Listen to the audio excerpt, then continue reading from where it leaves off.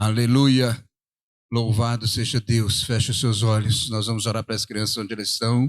Após a oração vocês vão sair por trás lá com a Cleusa, ok? Pai, em nome de Jesus, ao Senhor a honra, a glória, o louvor, o poder, a majestade, tudo pertence ao Senhor. Aleluia, louvado seja o nome do Senhor, Deus Todo-Poderoso. Queremos entrar na dimensão do Teu Espírito e não sair mais diante do trono da Tua graça. Queremos viver aquilo que o Senhor tem preparado para vivermos, ó Pai. Louvado seja Teu nome. Abençoe, Senhor, a Rúbia, toda a equipe, as crianças que não receberam a ministração do Teu poder no seu encontro, no seu culto. Senhor, abençoe essas crianças, seja cheio do Espírito Santo. Afaste essas crianças do mal, das drogas, de toda a porcaria deste mundo, ó Deus, e que elas estejam cada vez mais apegadas ao conhecimento do Senhor, à vida com o Senhor. Pai, nós Te louvamos, agradecemos ao Senhor. Diminua o Teu servo. Cresça o Senhor nessa casa de oração, ó Pai. Fala, Senhor Deus, pela Tua palavra, como o Senhor está falando até agora. Ao Senhor toda a glória, toda a honra, todo o louvor. Aleluia. Louvado seja o nome do Senhor. Amém, amém e amém. Glória a Deus. Deus abençoe a todos. Vamos continuar com a palavra do Senhor. Enquanto as crianças estão saindo, eu quero desafiar mais uma vez o que a Rúbia falou. Se cada um aqui levar uma pessoa, nós já teremos mais de 50 pessoas para receber a bênção da família em nome de Jesus. Será um congresso precioso, um congresso maravilhoso. Irmãos, a gente joga para os preletores assim, no ar assim, o tema é família, estamos vivendo famílias em risco, então que Deus coloque no seu coração, se tem algum texto bíblico, assim, não tem nada, tem o que Deus colocar no seu coração para falar.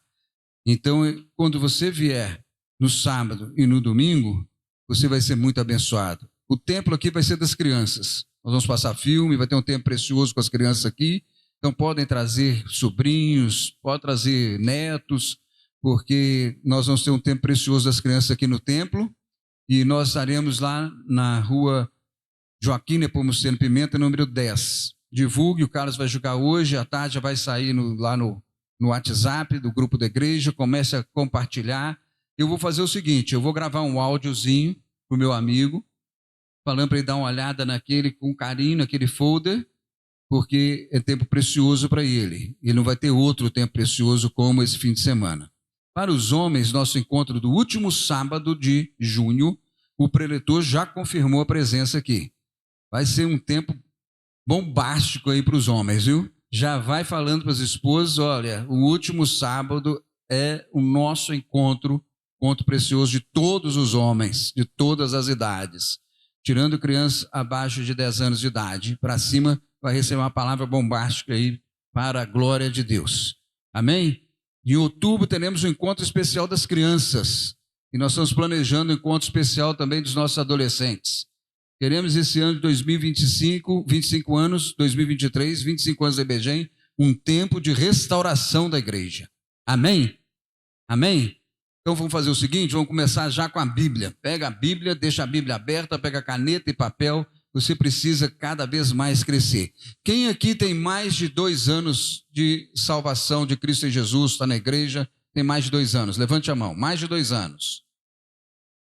Tem alguém que tem menos de 2 anos? Só o dom, né? Então é o seguinte, você que tem mais de 2 anos, vou pedir ao Senhor começar a orar para você não passar vergonha, porque Deus vai colocar a gente na sua frente para você falar de Jesus para ela. É tempo de plantar e de colher. Então comece a estudar a Bíblia, comece a decorar a palavra, comece a entender a palavra de Deus. Amém? Tem uma pessoa que eu quero trazer aqui para a igreja, mas eu sinto que não está na hora de trazer. As mensagens dele é 1h30 de mensagem. Estudo profundo da palavra de Deus. Coisas assim tão tremendas que eu estive lá em São Paulo, me alimentei 2 horas sentado na mesa e ouvindo e compartilhando. Saímos dali, fomos para um supermercado comprar algumas coisas e ele falando e bebendo. É tremendo demais, irmãos. Nós precisamos aprofundar mais. Nossa igreja está no ponto ideal de conhecer mais a Deus e a vontade de Deus. Amém? Pai, em nome de Jesus, fala ao nosso coração.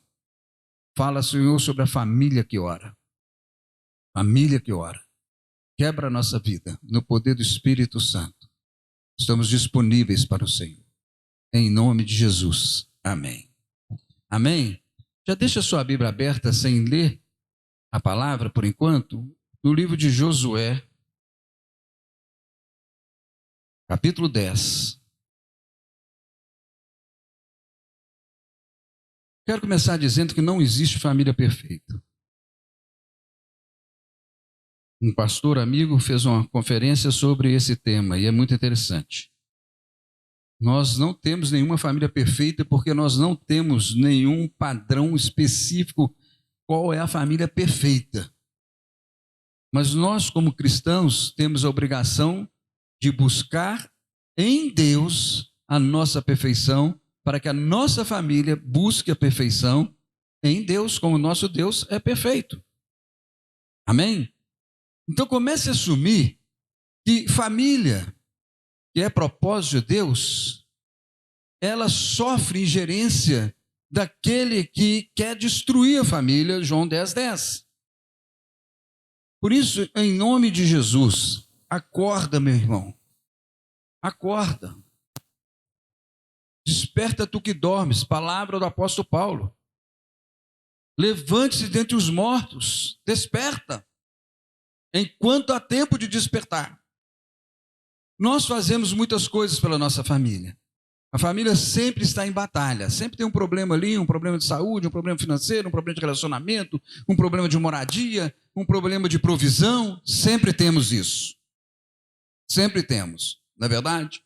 Sempre temos.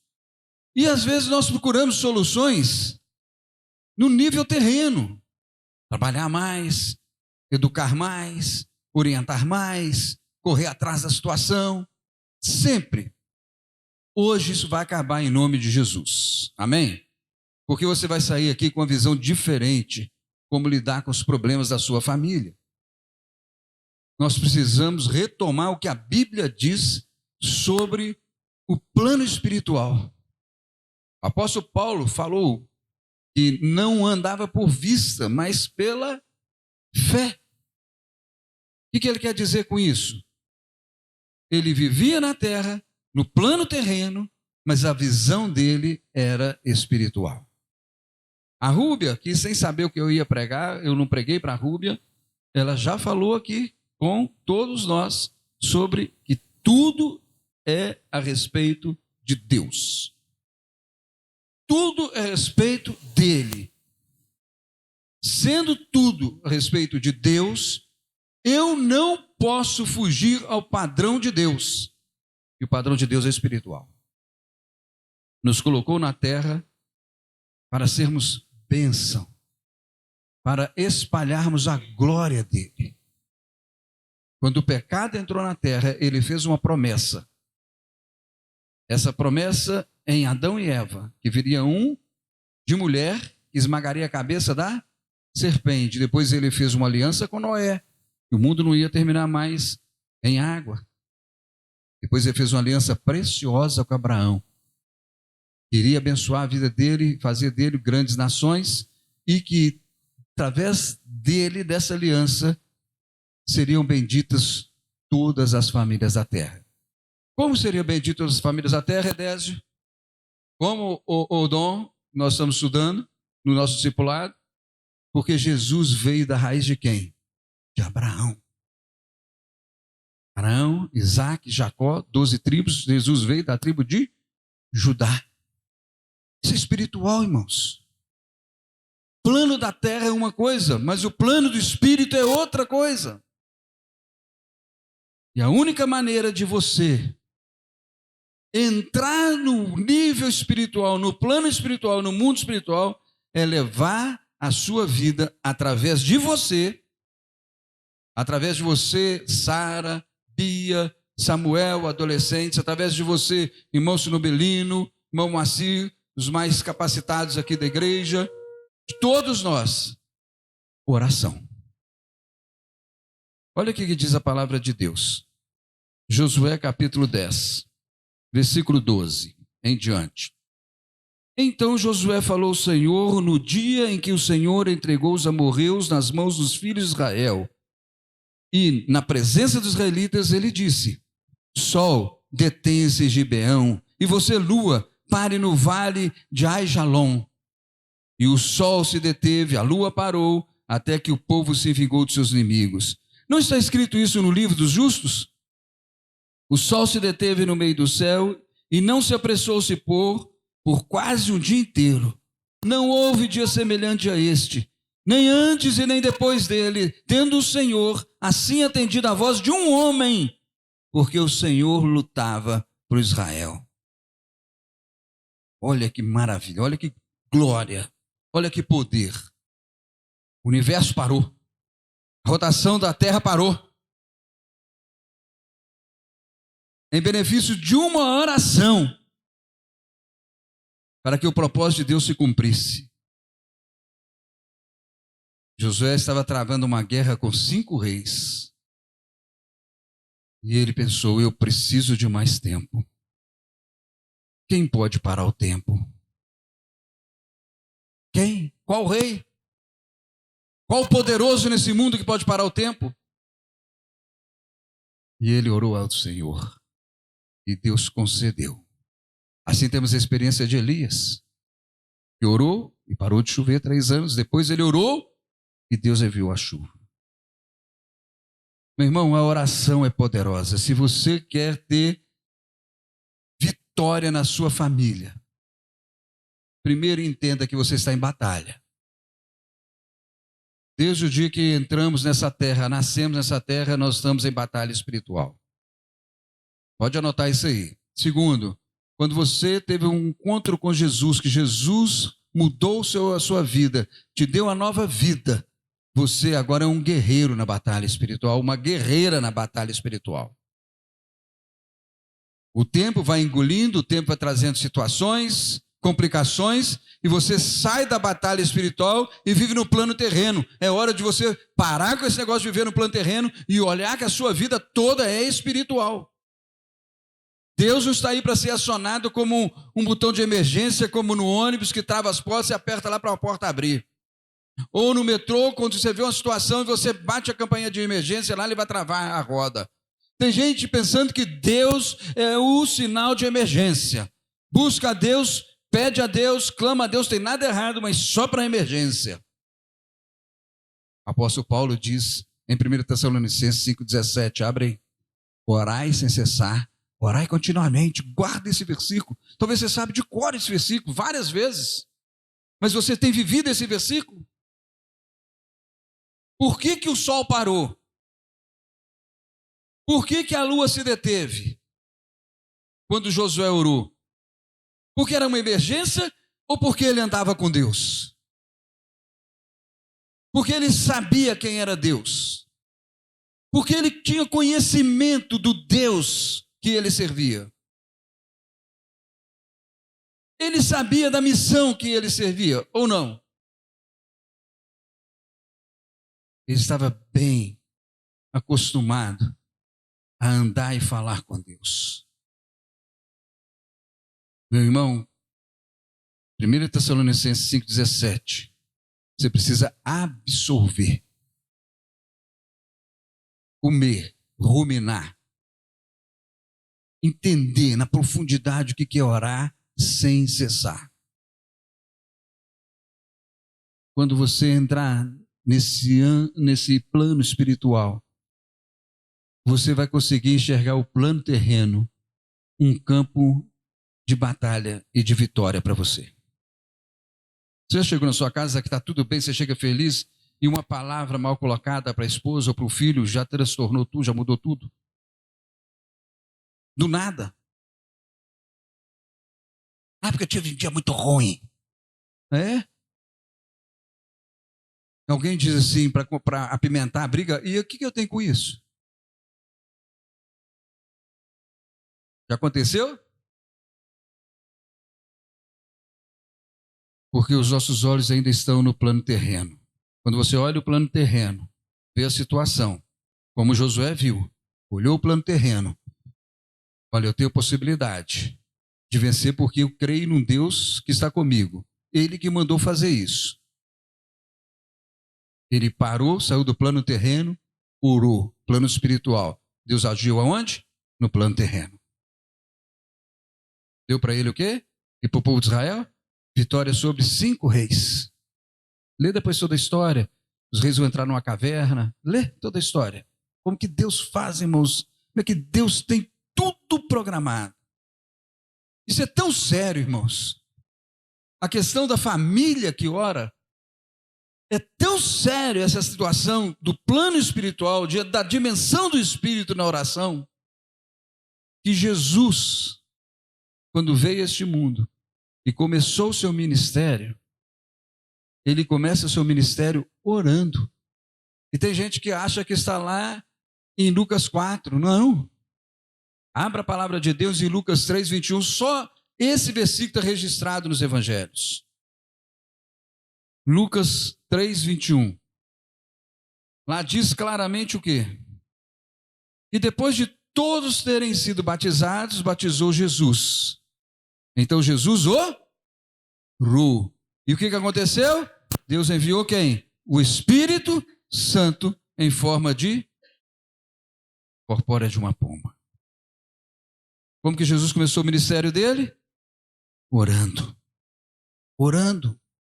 Se Jesus está ensinando que para começar uma situação, para você viver no plano espiritual, ele deu o exemplo que tem que orar, por que eu vou ficar usando Deus como botão de emergência? Eu quero é navegar na obra do Espírito. Eu quero navegar no oceano do Espírito, diz um cântico. Sai do plano terreno, meu irmão. Mergulha nas coisas de Deus em nome de Jesus. Olha o que Jesus está ensinando. Saiu dali no capítulo 4. Jesus foi para onde? No capítulo 4 de Lucas. Para onde Jesus foi? No deserto. Fazer churrasco? De calango? Não. Jesus foi travar uma batalha espiritual. Tirou 40 dias de jejum e oração. Sem comer. Se preparando para uma vida ministerial segundo o padrão de Deus. Padrão de Deus não é terreno. Padrão de Deus é espiritual. E quando ele estava no seu jejum e oração, quem que apareceu direto? Satanás, o seu adversário, e o nosso adversário. E eu pergunto, ele parou? Satanás desistiu? 1 João capítulo 5 diz que o mundo inteiro jaz no maligno. No plano terreno, Satanás tem liberdade para agir. Só que no mesmo versículo, lá de João 5, diz que, porém, você que é nascido de Deus, o maligno não lhe toca. Isso é para quem vive no plano espiritual.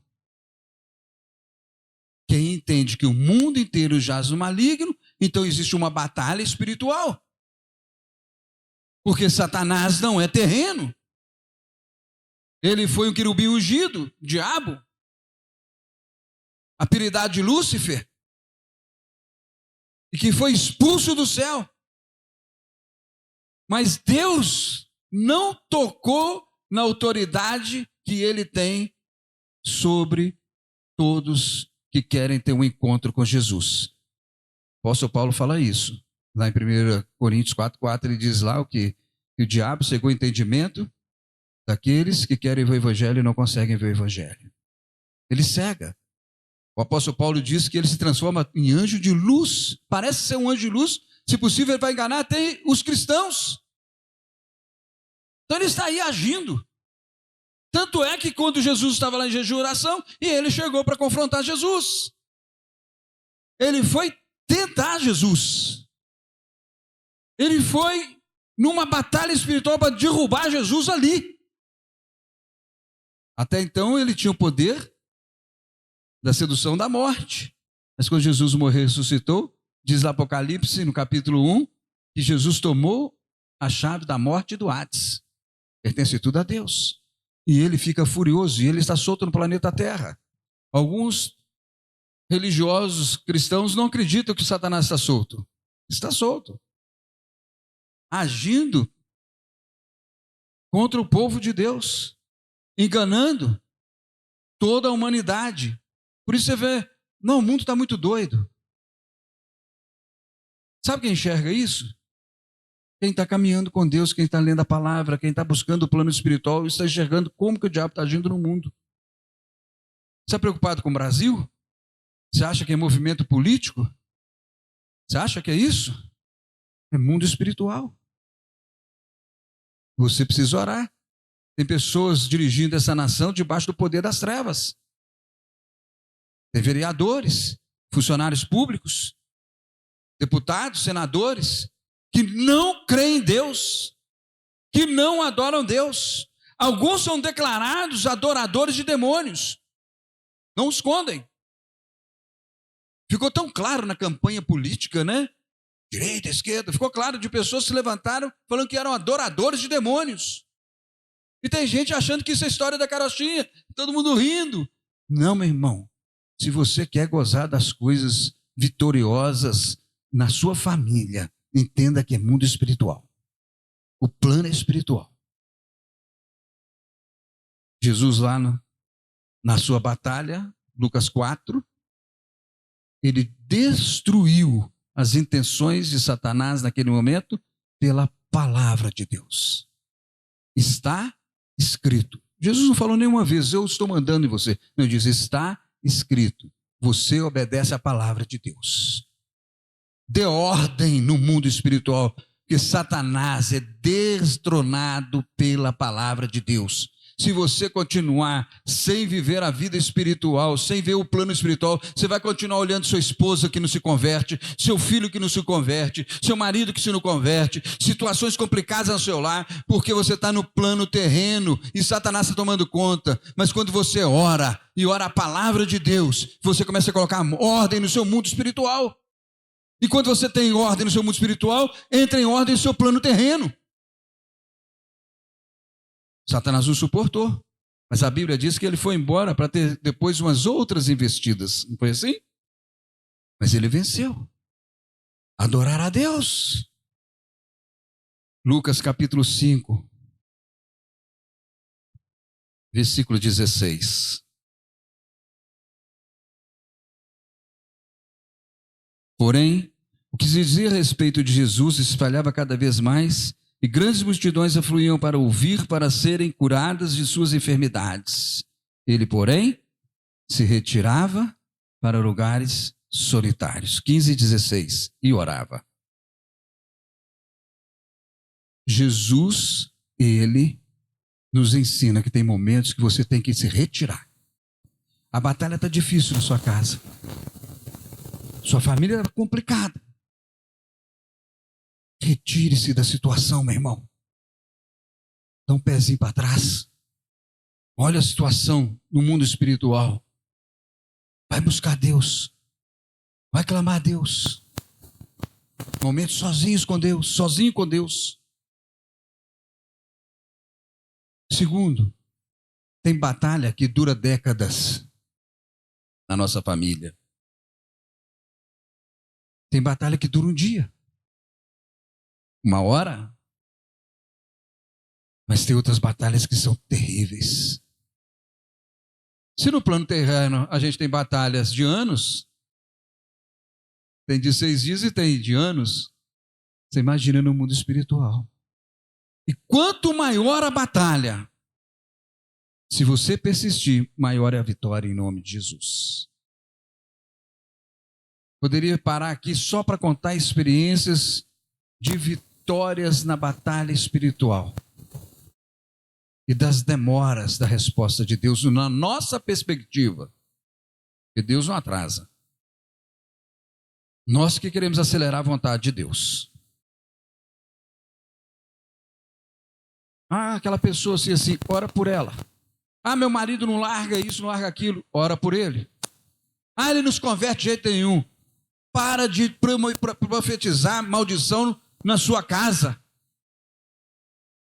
Eu e a minha casa serviremos ao Senhor, diz Josué no final. Vocês querem seguir o Deus que vocês quiserem, mas eu e minha casa vamos servir ao Senhor.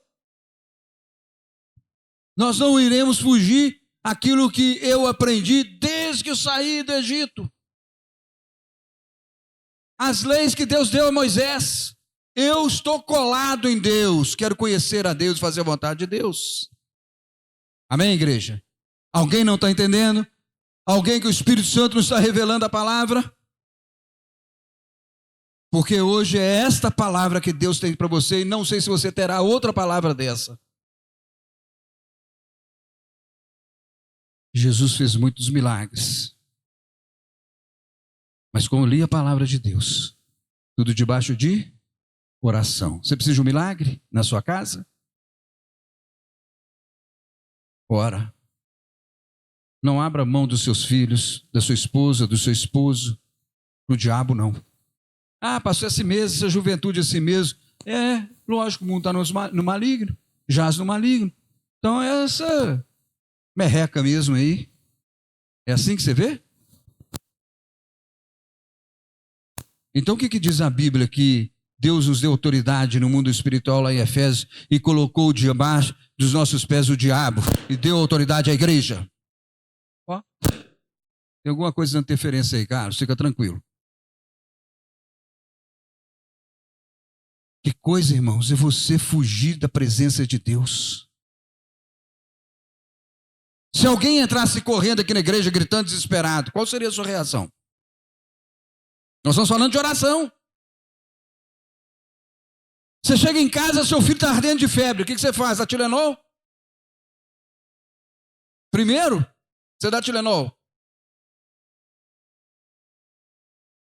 Chega em casa, o filho começa a te agredir com palavras, ou sua filha, desobediente, revoltada por alguma coisa, descontando em você. Você me respeita. É isso? Depois de ouvir sobre o poder da oração, que você vive um mundo espiritual, o plano espiritual, você precisa pôr ordem na sua casa em nome de Jesus, expulsar o demônio de dentro da sua casa.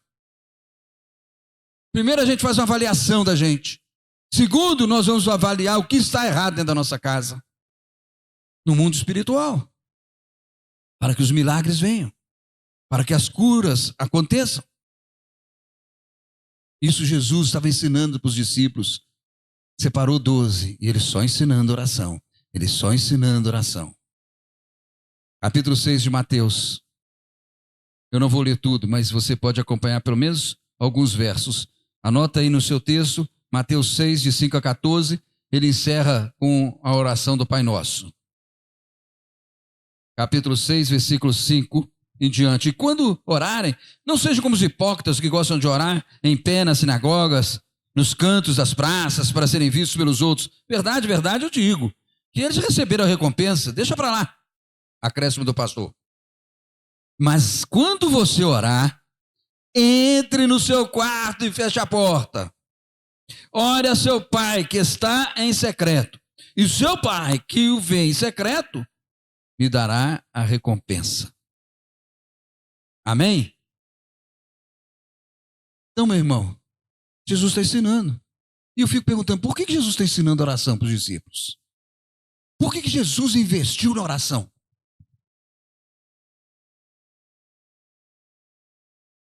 Você não vê muito ensino escrito das leis para os discípulos, para os apóstolos, mas ensinou muito oração. Quem ora, estuda a Bíblia. Quem estuda a Bíblia, vê o mundo espiritual.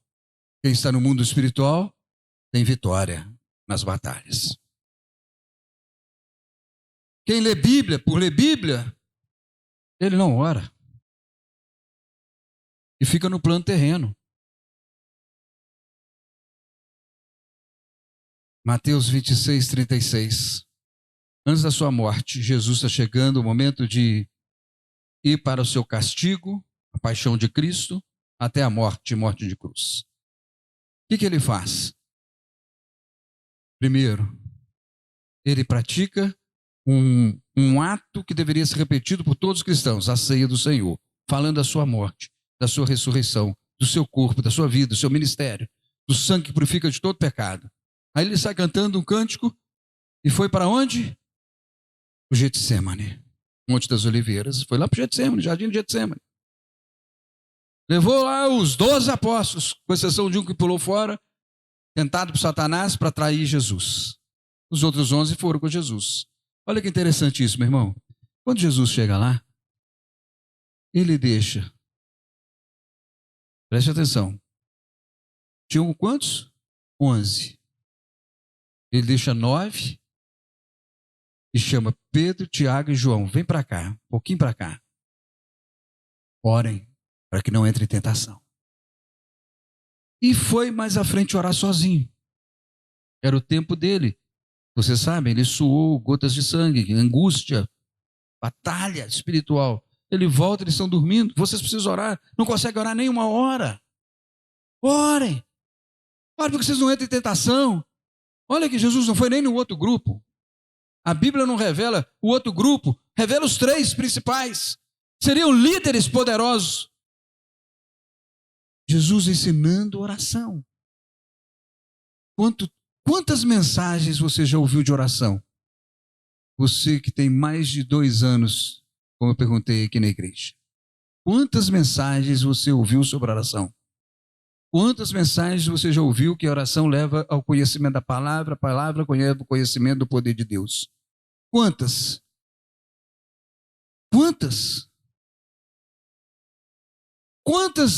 Quantos versículos bíblicos você já leu sobre a oração? Quantas passagens bíblicas você já leu sobre a oração? Quantos testemunhos você já ouviu sobre a oração? Quantos milagres já aconteceram na sua vida por causa da oração? E você está lá dormindo. Pedro, Tiago e João. Você não se vê ali, não? Depois de andar tanto tempo com Jesus e ver tantas coisas, experimentar tantas as coisas, e ele te chama para um momento especial, porque ele está te chamando hoje para um momento especial, para sempre com ele, e você se vê como Tiago, Pedro e João? Desperta tu que dormes. Chegou o momento. Lucas 23, 34. Jesus crucificado, a morte chegando. O que você ouve da boca de Jesus na cruz? Uma oração. Pai, perdoa, porque eles não sabem o que estão fazendo. A capacidade dele de orar, liberando perdão e graça para aqueles que estavam fazendo maldade para ele. Tudo isso que nós estamos lendo aqui sobre Jesus é para capacitar você, levar a sua família a ter uma vida de oração, a entrar no mundo do plano espiritual, mundo espiritual, sair desse plano terreno e gozar das coisas espirituais e vencer num plano espiritual. Senão, meu irmão, eu quero te falar uma coisa muito triste. Quando você escutar versículos sobre somos mais que vitoriosos em Cristo Jesus, já vencemos em Cristo Jesus, graças a Deus que nos dá vitória por intermédio do nosso Senhor Jesus Cristo, lá em 1 Coríntios 15, 56. Ó, meu irmão, 57. Não passa de palavras para você. Não passa de decoreba de versículo. Mas para aqueles que estão ouvindo a palavra, bebendo a palavra, e para viver a palavra no mundo espiritual, no plano espiritual, a partir de hoje é tudo diferente. Ah, vou ficar neorado. Glória a Deus. Se eu ficar neorado com o Senhor Jesus e obedecendo a palavra toda, eu quero ficar neorado. A gente escuta muito música assim, apaixonado, sabor de mel. Um soprinho de tentação rebenta com a pessoa toda. Porque está andando no plano terreno. No plano espiritual, são olhares de misericórdia e de graça toda hora. E sabendo que o diabo está furioso com você. Mas eu estou numa boa, porque ele não me toca, porque eu estou procurando obedecer a palavra em nome de Jesus. Ah, pastor, o senhor já foi detonado de saúde, o senhor já perdeu parte do seu corpo, o senhor já... Já? Essa carcaça vai ficar aí na terra, meu irmão. A carcaça não sobe, não. Ah, não sobe porque no último dia da ressurreição todo mundo vai ressurgir. Corpo glorificado. Corpo glorificado. Essa carcaça vai ficar aí. Escutei um testemunho de uma missionária da América do Sul. Ela veio, depois de anos, ela veio para o Brasil com uma enfermidade, um câncer. Terrível. Terrível. E aí ela foi consultar com um médico, e lá em Curitiba, um médico na área, especializado, bambam, um alemão. E o alemão é muito franco. Ele chegou, olhou o diagnóstico e falou assim: a senhora sabe que não era para a senhora estar andando? Ela já estava com os braços sem movimento. A senhora sabe que a senhora não estaria nem andando? A senhora sabe que daqui 3 dias a senhora está morta? Ela virou e falou assim: doutor, o médico dos médicos, que eu creio e que eu vivo, se ele quiser me jogar para a cadeira de rodas, eu vou para a cadeira de rodas, dando graças a ele. Se ele quiser me levar, eu vou estar com ele. Mas se ele quiser me curar, ele vai me curar. Aí o médico ficou bravo com ela. Mas você está querendo o quê? Está me desafiando? Ela falou: não, só estou falando que tem, depois do Senhor, o médico dos médicos, que é Jesus. Fé é ciência, é ciência. Ela falou assim: doutor, vou repetir para o senhor. Se ele quiser que eu vá para a cadeira de rodas, eu vou. Mas se ele quiser que eu volte a andar, eu vou andar. E eu vou seguir o que o senhor está mandando. Mas eu quero deixar bem claro para o senhor: que o meu Deus, o meu Jesus, o médico dos médicos, se ele quiser mandar para a cadeira de rodas, eu vou. Mas se ele quiser que eu ande, eu ando. É impossível, daqui 3 dias está morta. Não esqueça, fé é fé, ciência é ciência. Professor, não esqueça, eu creio no médico dos médicos. Foi embora. Fez o tratamento. Voltou para rever. Depois de alguns dias, ela não especificou quanto tempo, se foi 1 mês, ela fez o tratamento. Voltou no médico. O médico pegou o diagnóstico, olhou. Foi você? Como é que você está viva? Como é que você está andando? Eu falei para o senhor, eu creio no médico dos médicos. E ele não quis que eu fosse para a cadeira de rodas nem morresse. Meu irmão, quem vive isso? Quem vive isso? Quem vive no plano espiritual. Talvez esses crentes que vivem só no plano terreno, ouvisse uma palavra dessa do médico: 3 dias você está morto. Por aí que eu vou com a igreja, vou esconder, nem vou falar que eu estou com câncer. Estou perdido, entre depressão. Mas quem está no mundo, o plano espiritual, vê se Deus ainda tem plano, é Ele que manda, não vai ser esse médico. Não é assim, Ivana? Não vai ser esse médico. Posso fazer o que ele está falando, mas a minha cura ou a minha morte vem do Deus vivo todo-poderoso. Porque eu ando com Ele, porque eu amo a sua palavra, porque eu procuro viver a palavra do Senhor. Encerrando. Como está a sua vida de oração? Pense nisso. Como está a sua vida de oração? É um acessório? Ou é orar sem cessar? Como vai a sua vida no plano espiritual? Está navegando no poder do Espírito Santo de Deus? Ou está tropeçando nas pedras da vida? Você tem a oportunidade hoje de mudar completamente a sua vida e a sua família em nome de Jesus. Não espere chegar um momento.